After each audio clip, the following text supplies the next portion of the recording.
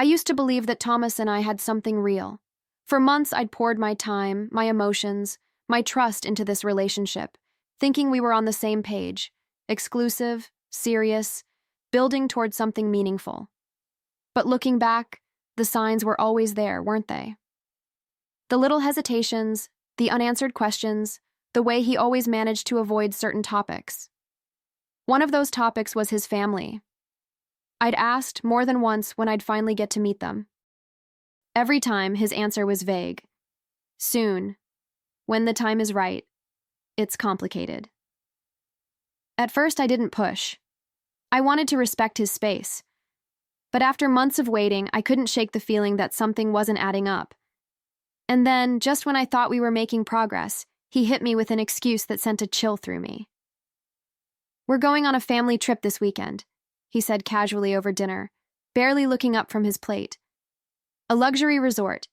Just family, though. You know, a more intimate thing." I swallowed hard, forcing a smile, pretending it didn't sting. "Oh," I said, keeping my voice light. "That sounds nice. Maybe next time?" Tomas only nodded, offering some half-hearted reassurance. But as I sat there, pushing my food around my plate, something about the way he said it, how quickly he changed the subject, made my stomach turn. I tried to shake it off, to convince myself I was overthinking. Maybe his family really did want some private time. Maybe I was being unreasonable. But no matter how many times I told myself that, the feeling wouldn't go away. It lingered in the back of my mind, gnawing at me like an itch I couldn't reach. A few hours later, my phone buzzed with a message. I glanced at the screen absent-mindedly, expecting a friend or a work email. But when I saw the sender, my breath hitched. Thomas's parents. "We're so excited to meet you on this trip." I froze. My heart slammed against my ribs.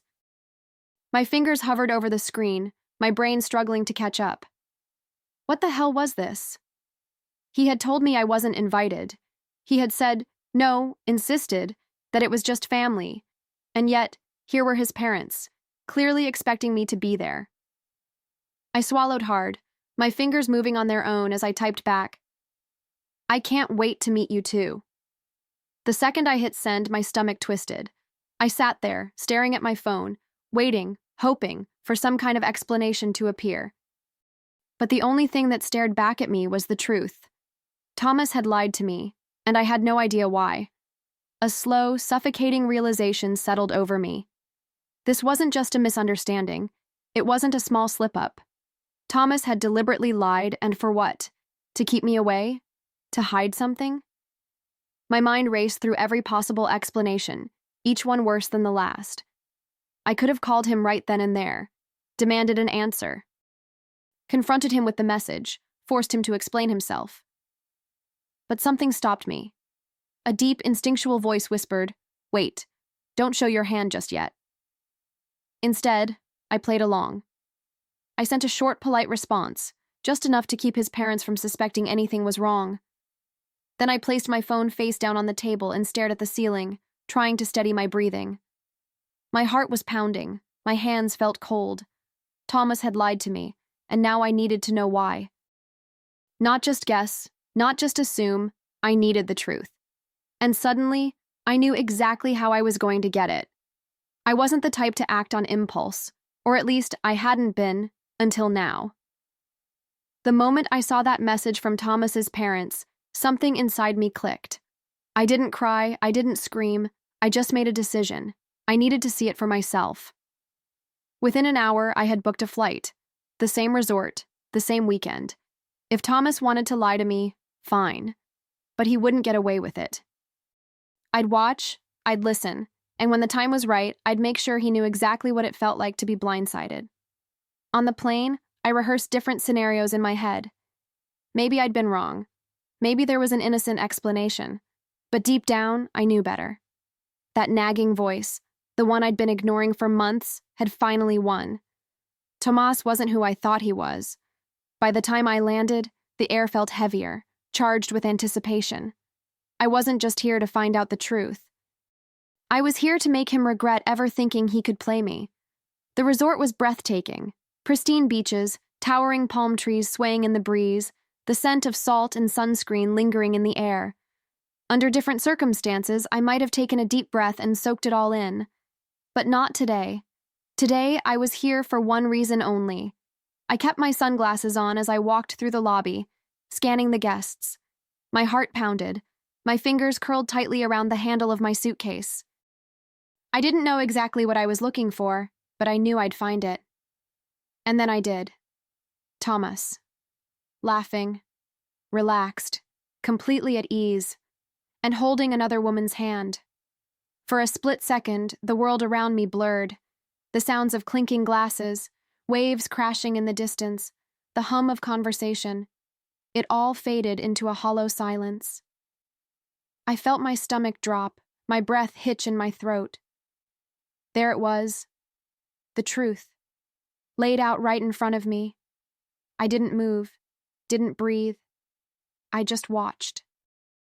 Watched him smile, watched him whisper something in her ear, watched her laugh like she belonged there. My body burned with a mix of fury and humiliation. But my mind? My mind was sharper than ever. It wasn't just the fact that he was with someone else. It was the way he looked at her, the same way he used to look at me. The ease, the comfort, the intimacy.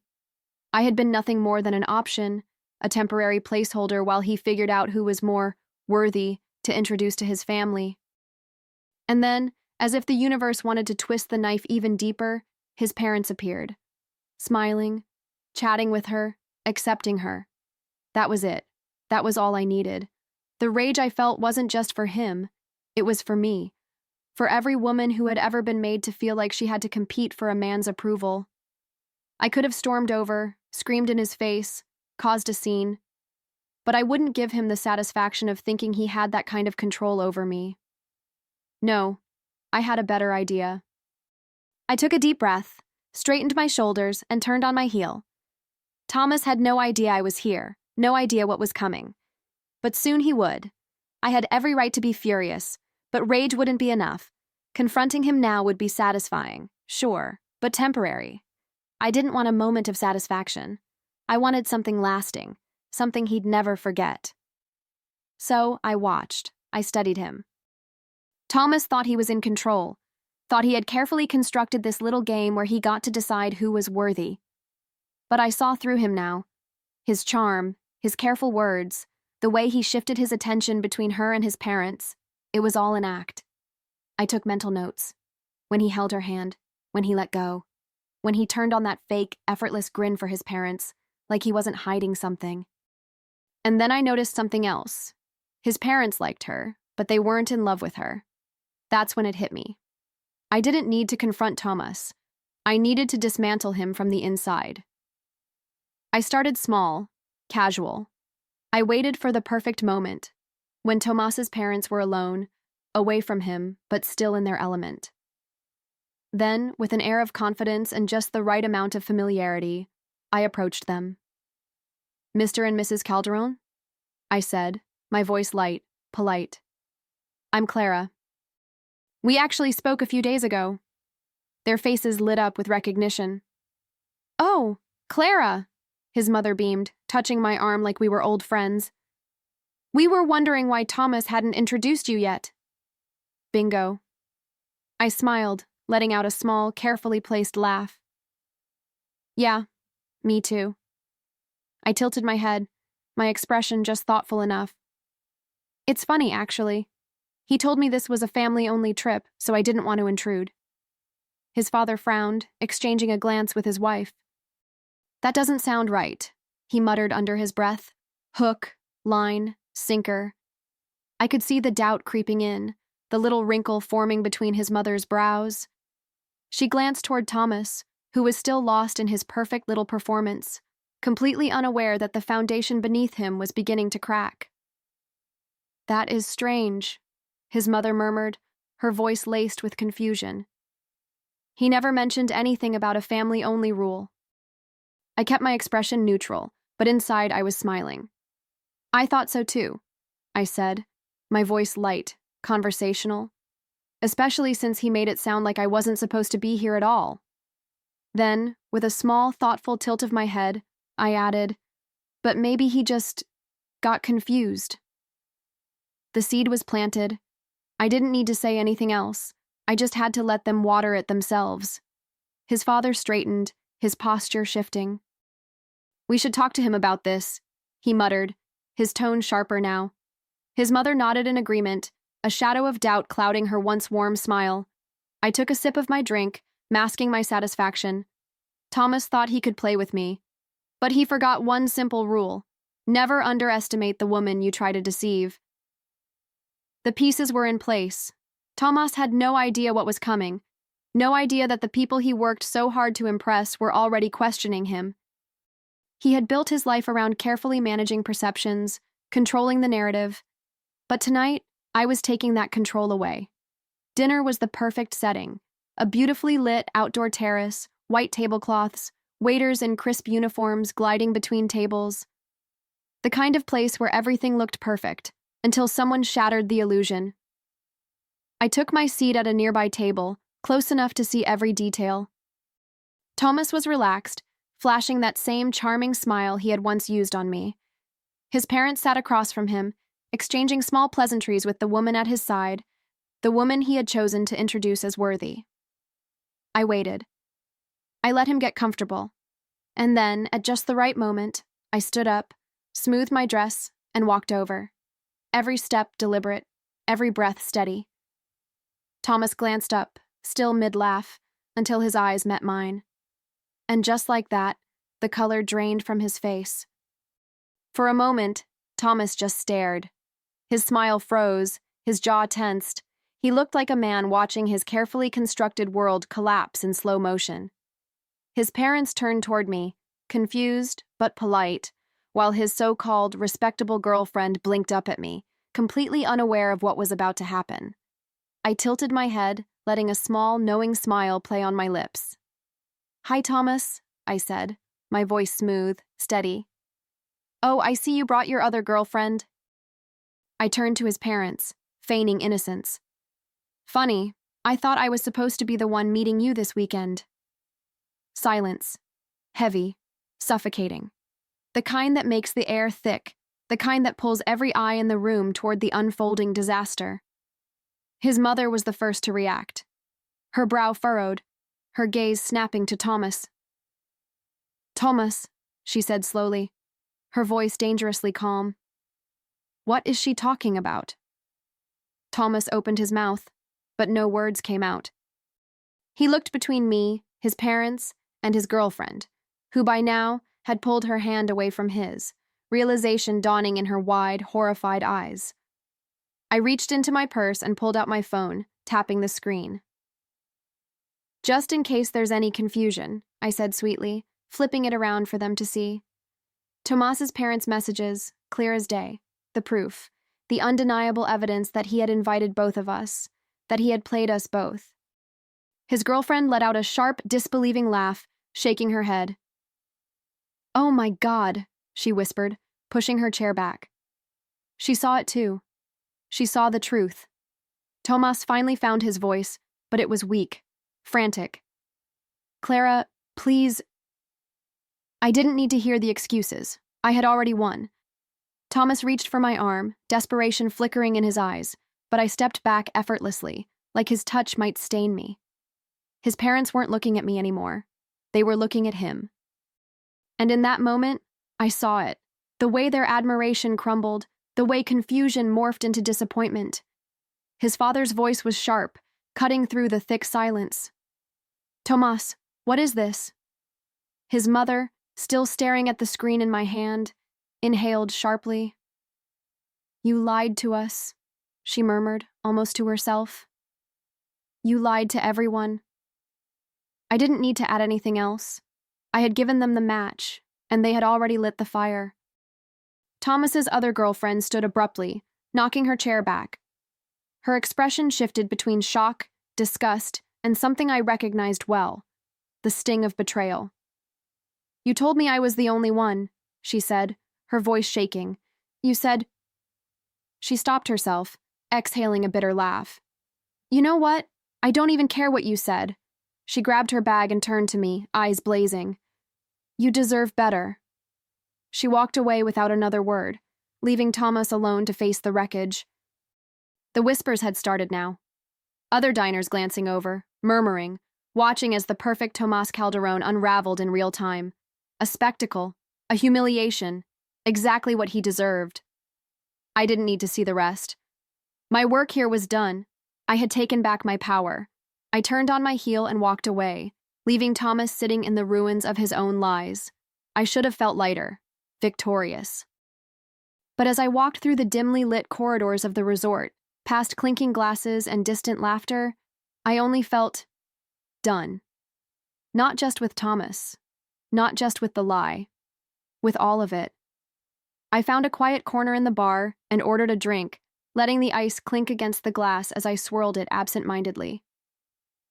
The show was over, the curtain had dropped, and yet I knew he'd come, and just like clockwork, he did. Clara. His voice was different now, raw, stripped down. When I turned, he wasn't the Thomas I had known, the one always in control, always 2 steps ahead.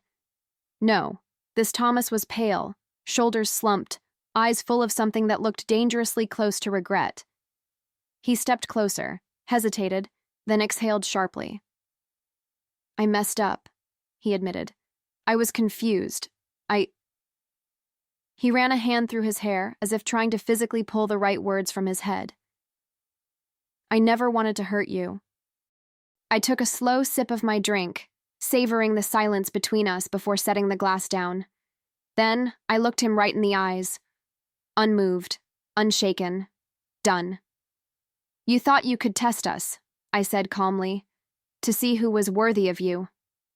I leaned back, my voice colder now. But you never stopped to ask if you were worthy of me. The words hit him like a punch. I saw it in the way his jaw tensed, the way his fingers curled into fists at his sides. He knew the answer. Thomas inhaled sharply, like he had something else to say, some excuse, some plea, some desperate attempt to rewrite what had already been written. But I just sat there, watching him, unmoved. There was nothing he could say that would change the truth. His shoulders sagged. I didn't mean for this to happen, he muttered, more to himself than to me. His voice was thin now, stretched with the weight of consequences he never expected to face. I thought I had time to figure things out. I scoffed, shaking my head. Time? I echoed. Thomas, you weren't confused. You were calculating. I tilted my head, my gaze steady. And you lost. He swallowed hard, his hands tightening into fists before releasing again. The great Tomas Calderone, reduced to a man who finally had to sit in the mess he made. He reached forward, just a small movement, hesitant, like he wanted to touch my hand. But I pulled back effortlessly. That simple act, denying him even the smallest connection, made his expression crumble. Clara, please, he whispered. Just talk to me. I exhaled slowly, then stood. This conversation was over. I stood there for a moment, letting the silence stretch between us, letting him feel it, the weight of my absence before I was even gone. He had spent so much time playing his game, convinced he was in control, convinced he could keep us both dangling on a string. But now, he was the one left waiting. I leaned in just enough that only he could hear me. My voice was quiet, steady, final. Next time, pick the right girlfriend, I whispered, my lips curving into a ghost of a smile. Then, after the briefest pause, I added, oh wait, there won't be a next time. His face crumbled, his breath hitched, and just like that, Thomas Calderone, the man who had once held all the cards, was left with nothing. I straightened, picked up my drink, and turned away. No hesitation, no second glance. Behind me, I heard his breath shudder, the quiet sound of someone breaking. But that wasn't my problem anymore. I was done.